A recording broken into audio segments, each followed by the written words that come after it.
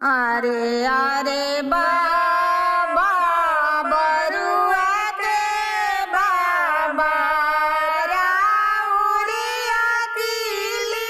हेरा गइले राउरिया किली हेरा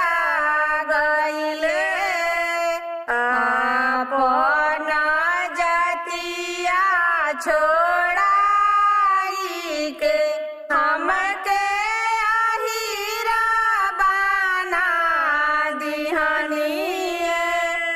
हमके अहिरा बना दिहनी अरे अरे बरुआ कवना बरुआ अपना दिला में धीरज धराए अपना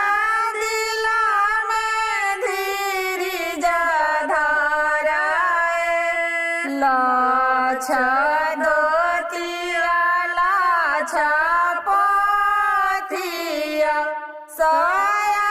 ब्राह्मण के भोजनाए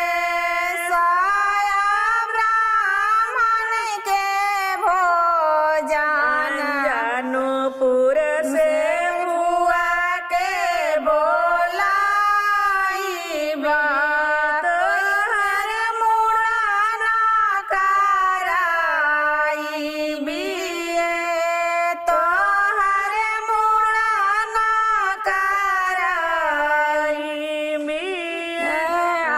अपन जाति अहिरा के जातिया छोड़